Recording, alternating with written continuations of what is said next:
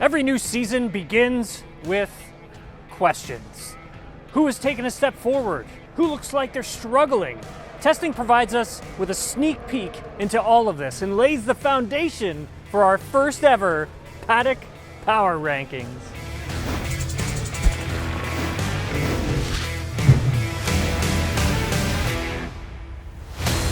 The bottom three teams are almost similar to last year. Gunther Steiner out at Haas, but they're still number 10.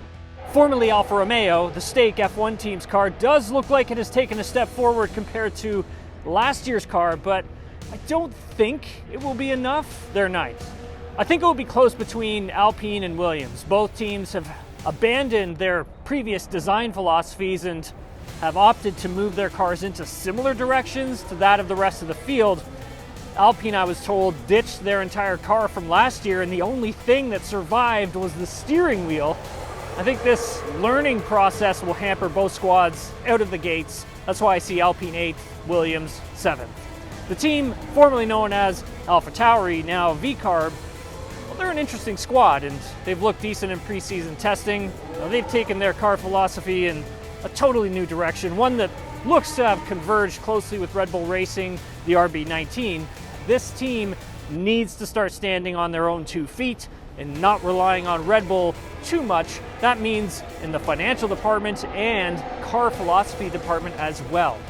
Aston Martin looks to have made a step, but I'm not sure it's going to be enough to move out of the 5th spot. I heard from Fernando Alonso, and he told us that the car does feel better than last year's, but he's not sure if it's going to be enough. I think it's going to be hard for Aston Martin to have similar success as they did this time last season, but the car does have good bones for them to build something competitive throughout the season.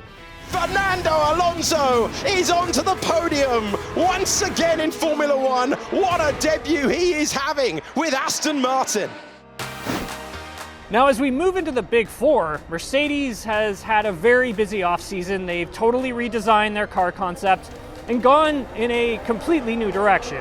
I heard from both Lewis Hamilton and George Russell, and each driver is saying that it's a more stable car than what they have had in the past 2 seasons.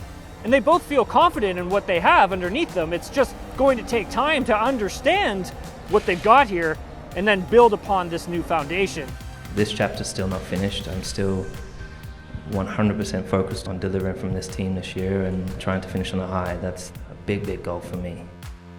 We make our way down to the Scuderia. This is a team that I see being 3rd fastest at the start of the season. However, I do expect that to change as this season goes along. If we go back to last year, this team had great raw pace straight out the gates in qualifying, but struggled in the races. Now, one of their key flaws was the aerodynamics of the car.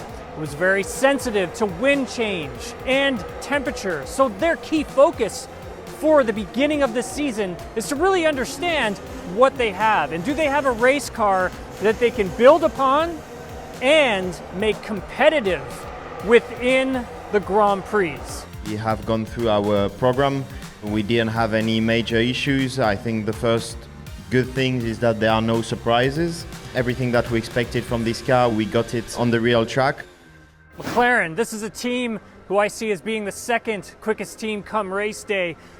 I went trackside earlier during testing and got to really see this car up close and personal. It's solid. It's a solid race car and one that can be built upon. Now, if we go back to last year, McLaren started off brutally. It was a disaster, but they had tremendous in-season upgrades that took them from being the slowest team on the grid to being one of the fastest. And I see them picking up where they left off at the end of last year. I'm feeling good. The car has definitely felt an improvement in some areas, and other areas still plenty to improve. So just positive few days, but still a big gap to some of the guys ahead. It's going to be tough for anyone to topple Red Bull Racing this year. I've been watching the RB20 up close, and I've been able to see where the differences are so far. Corner exit, where the car gets the power down and gets out of the corner. The tires grip up nicely, and it just looks stronger than anyone else. Now, granted, We haven't seen everyone's true pace just yet. But the fact remains, this team absolutely dominant last season. And I don't see that changing for at least the first few races of the 2024 Formula One World Championship.